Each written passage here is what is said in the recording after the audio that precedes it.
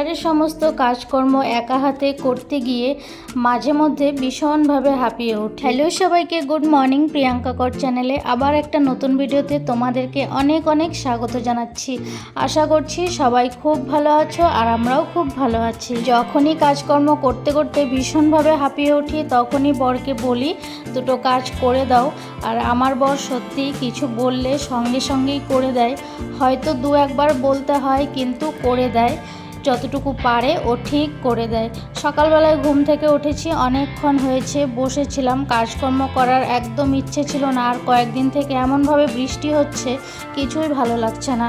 বরমশাইকে বললাম একটু চা করো, চা খাই আগে, তারপরে না হয় কাজ করব। হ্যাঁ, আজকেও ওর বাবা বাড়িতেই আছে, কারণ ওর বাবার পায়ে কিছু একটা প্রবলেম হয়েছে, যার জন্য আমরা ডাক্তারও দেখিয়েছি, কিন্তু এখনও পাটা একদমই ঠিক হচ্ছে না। আর রাস্তাঘাটে জল হওয়ার জন্য আজকে অফিসে যায়নি। পায়ে কিছু একটা হয়েছে যেটা আমি এখন তোমাদেরকে ভিডিওতে বলতে পারছি না।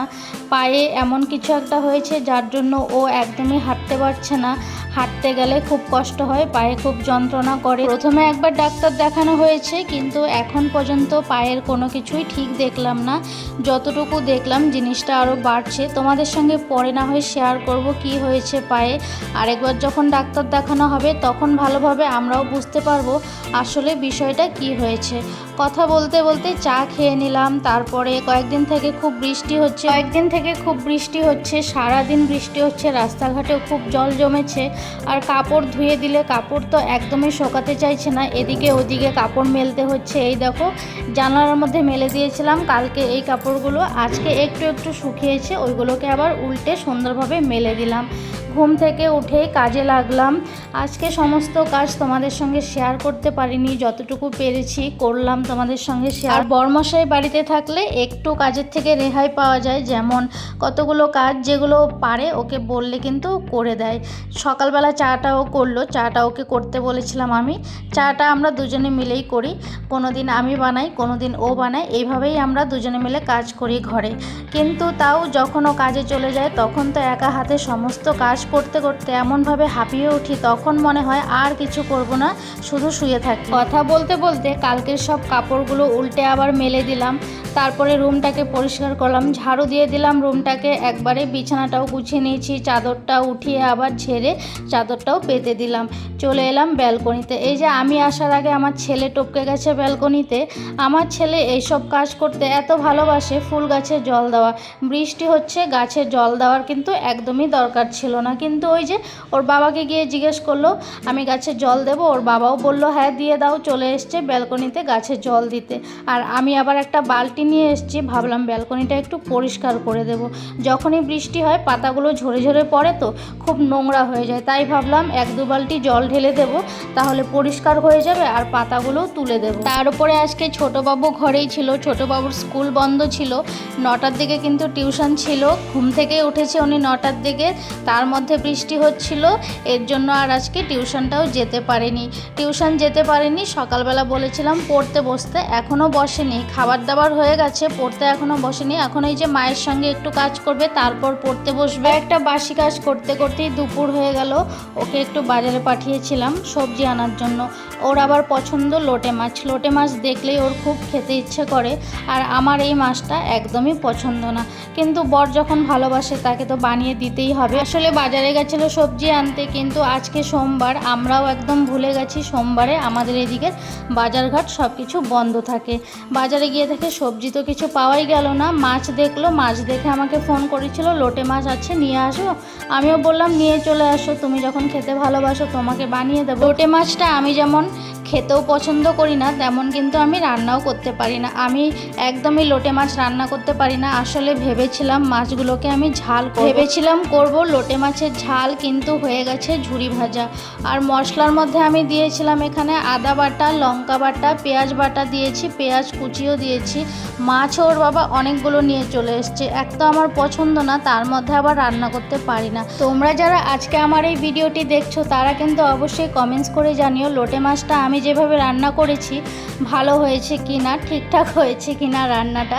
আমি পারি না, তাই তোমাদের কাছে জিজ্ঞেস করলাম, তোমরা কমেন্টস করে জানিও। মাছের ঝালটা বসিয়ে রাখলাম, কয়েকটা বাসন ছিল, সকালের কয়েকটা বাসন ছিল, এই বাসনগুলো একটু মেজে নিচ্ছি। ছেলে আবার আমার বাড়িতে থাকলে আমার একদিকে একটু সুবিধা হয়, আমার ছেলে আবার একটু ভিডিও করে দেয়। আমি যেরকম একা হাতে ভিডিও করতে গেলে অনেক কিছু পারি না করতে, একা হাতে যখন সব কাজ করা হয় তখন কিন্তু ভিডিও করতে খুব বেশি অসুবিধা হয়। আর ছেলে বাড়িতে থাকলে আমার ছেলে কিন্তু ভিডিও ভালোই করতে পারে, আমার থেকে তো খুব সুন্দর করতে পারে, কারণ আমি তো ভিডিও করছি প্রায় 1 বছর হবেই আর কিছু দিনের মধ্যে। কিন্তু এখনও আমি ঠিক করে বুঝে উঠতে পারছি না কোন দিকে ফোন রাখলে ভিডিওটা ভালো আসবে, কোন দিকে রাখলে আলো পড়বে, এই জিনিসগুলো আমি এখনও বুঝে উঠতে পারছি না। কথা বলতে বলতে বাসন কয়েকটা ছিল, বাসনগুলো মেজে একবারে ধুয়ে নিলাম। বেসিনটাকে একটু পরিষ্কার করে দিচ্ছি, মাছ ধুয়েছি, বেসিনটাকে সঙ্গে সঙ্গে পরিষ্কার করে না দিলে মাছ গন্ধ করে। আর ডাল বসিয়েছিলাম, ডালটাও হয়ে গেছে, ফোড়ন দিয়ে একবারে ডালটা আজকে বসিয়েছি। মসুর ডাল করেছি আর একটু লাল শাক করব। ওর বাবা বাজার থেকে লাল শাক আর বেগুনও নিয়ে এসছে, যে সবজিগুলো ছিল হাতের কাছে পেয়েছে নিয়ে চলে এসছে। বাইরে বৃষ্টি হচ্ছে, আজকে ছিল খিচুড়ি খাওয়ার দিন, কিন্তু না, খিচুড়ি আর রান্না করা যাবে না। খিচুড়ি রান্না করলে আমার বর খুব রাগ হয়ে যায়, তাই ওর পছন্দের লোটে মাছ রান্না করে দিলাম। লাল শাকটাকে প্রথমে আমি পরিষ্কার করছিলাম, তারপর ওকে একটু বললাম তুমি একটু পরিষ্কার করে দাও, আমি ওইদিকে মাছের ঝালটা একটু দেখি। এই যে মাছের ঝালটা ঢেকে দিয়েছিলাম, ঢেকে দেওয়াতেই পুরো মাছের ঝালটাই ঝুরি ভাজা হয়ে গেছে। লাস্টে আবারও একটা টমেটো কেটে দিয়ে দিয়েছিলাম। মাছের ঝালটা এখন নামিয়ে নিচ্ছি। নামানোর সময় তোমরা দেখেই বুঝতে পারছো পুরো ঝুরি ভাজা হয়ে গেছে। আমি অ্যাকচুয়ালি রেসিপিতেও দেখেছি লোটে মাছের ঝুরির মতো করে ঝোড়াও বানানো যায়, রান্না করা যায়, হয়তো সেটাই হয়ে গেছে। দুপুরবেলা রান্না বান্না, তারপর আর কিছু ভিডিও করতে পারিনি। আসলে সমস্ত কাজ করতে করতে খুব ক্লান্ত হয়ে পড়ি, একটু রেস্ট করেছিলাম সমস্ত কাজকর্ম কমপ্লিট করে। আবার কিন্তু বিকেল হয়ে গেছে দেখতে দেখতে। বিকেলবেলা ছেলে আবার বলল আপেল কেটে দাও, আপেল খাবে। তার জন্য ফ্রিজ থেকে 2টো আপেল বের করলাম, আপেলটা কাটবো, আমিও খাবো, ছেলেও খাবে। ছেলেকে আপেলটা কেটে দেবো। ঘরে কয়েকটা কাজ আছে, ওই কাজগুলোও এখন কমপ্লিট করব। বিকেলবেলার যা যা কাজ থাকে, কয়েকটা কাপড় ভাঁজ করা, তারপর ঘর দরজা আবার একটু ঝাড়ু দেওয়া। সকালবেলা ঘুম থেকে ওঠার পর থেকে বিকেল পর্যন্ত খুব তাড়া থাকে ঘরে, আসলে প্রচুর কাজ থাকে, শুধু আমার না সবারই থাকে। সবার লাস্টে একটা চানাচুরের প্যাকেট ছিল, চানাচুর এই কয়দিন নিয়ে খাচ্ছিলাম প্যাকেট থেকে, কিন্তু আজকে ভাবলাম কৌটোতে ঢেলে রাখি, তাহলে হয়তো শেষ হয়ে যাবে, নয়তো একদমই শেষ হচ্ছিল না চানাচুরটা।